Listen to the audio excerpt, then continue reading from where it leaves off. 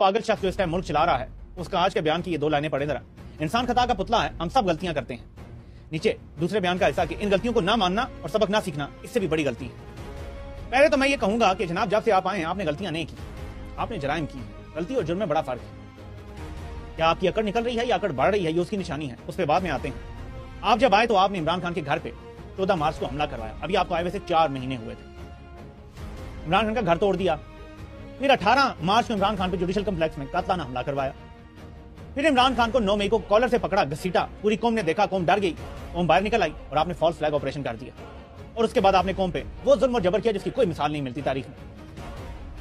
लेकिन आप इसको अगर गलती कहेंगे, ये गलती हो गई थी, तो कोई ये मानेगा नहीं। बल्कि लोगों को पता है ये सोचे समझे मंसूबे के तहत, एक लंदन प्लान के तहत जराइम किए गए।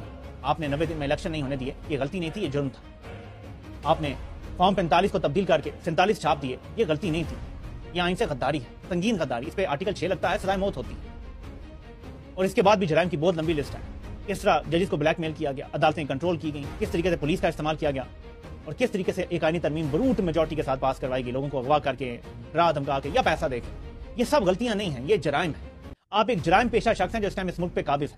और आपका ये कहना कि फसाद फिल अर्ज से बड़ा कोई गुनाह है, मैं आपको बताता हूं कि फसाद फिल अर्ज का मुर्तकिब कौन हो रहा है। मेरे लिए टीटीपी जो फसाद फिल अर्ज कर रही है वो, और आप जो फसाद फिल अर्ज कर रहे हैं वो बराबर नहीं है। टीटीपी जो कर रही है वो बहुत महदूद पैमाने पे कर रही है।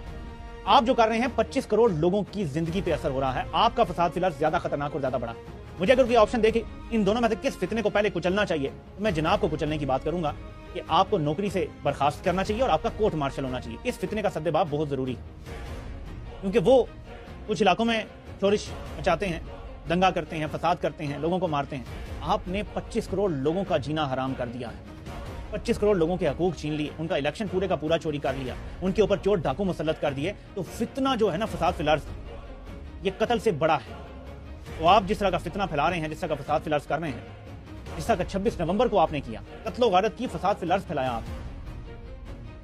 इसलिए मैं समझता हूं कि पाकिस्तान के अवाम को और जो लोग कुछ कर सकते हैं उनको अपनी प्रायोरिटीज दुरुस्त करनी पड़ेंगी। लोगों की जाती रंजिशें, अना की तस्कीन, पैसे, दौलत और ताकत का लालच, ये पाकिस्तान से बड़ा नहीं है। पाकिस्तान को हमें आगे रखना पड़ेगा और शख्सियात को पीछे करना पड़ेगा। इसको समझें कि आर्मी चीफ को अवाम वोट नहीं देते। वो ये नहीं कह सकता कि एक फर्द मुल्क से बड़ा नहीं हो सकता। हम कह सकते हैं एक शख्स की नौकरी मुल्क से बड़ी नहीं है। और जिस बंदे को अवाम ने वोट दिया है वो बंदा अपनी मर्जी से इतना बड़ा नहीं हुआ, बल्कि अवाम ने उसको चूज किया है। इसका मतलब है कि उसका हक है कि वो मुल्क पे हुक्मरानी करे। तो इसके रास्ते में जो भी आएगा वो फसाद फिल अर्ज का मुर्तकिब हो रहा है।